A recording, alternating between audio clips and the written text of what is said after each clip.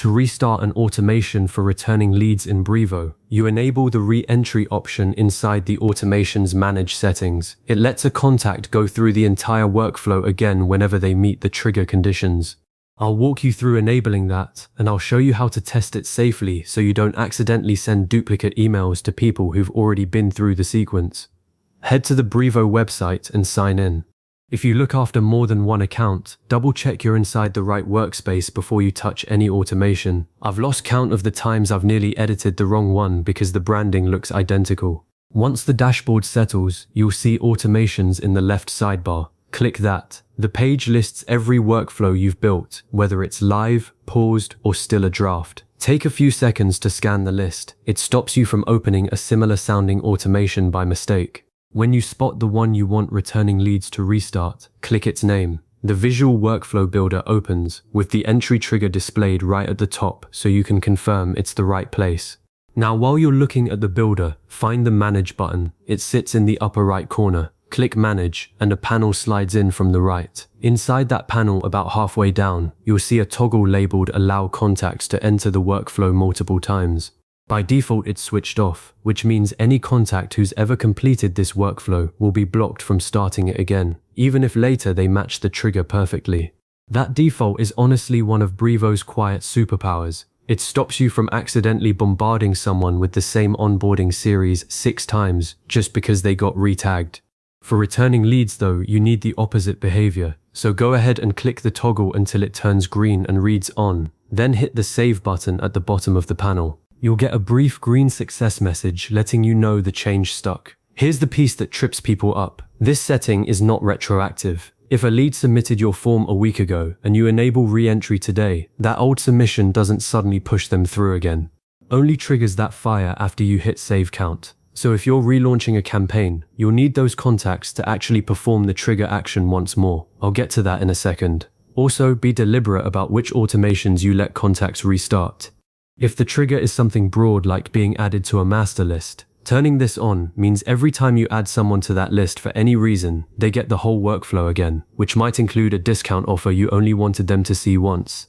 I tend to couple re-entry with a short time-based delay and a conditional check, so the same person can't go through more than once every 7 days. A tiny bit of extra setup that saves a lot of "why did I get this email again" replies.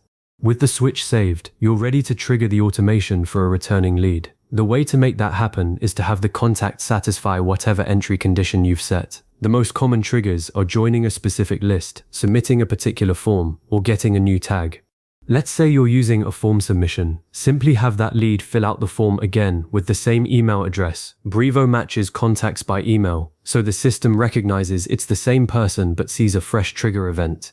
If you're using a list, head into the contacts area, find the test contact, and manually re-add them to the list.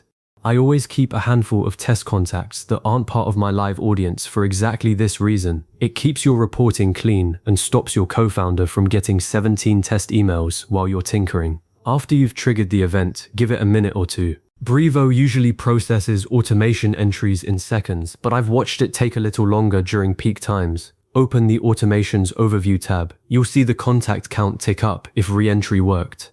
You can also open the contact's profile and check their timeline. You'll see a new automation entry logged there, which is your smoking gun that re-entry fired correctly. Brevo also gives you a built-in safety net, the Test Workflow button. It's right next to Manage in the builder.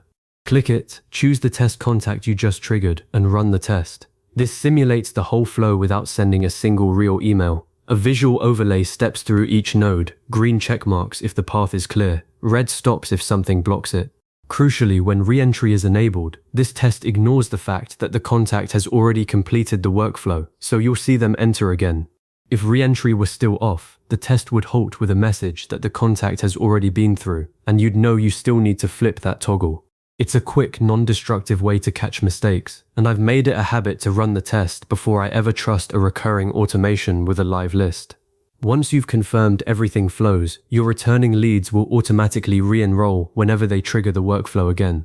You might see them skip time delays if you're using the test. That's normal. The test accelerates the timeline, so you don't have to wait. In live operation though, the delays are honored, so if you've built in a 3-day pause between emails, it'll work as expected the second time around too.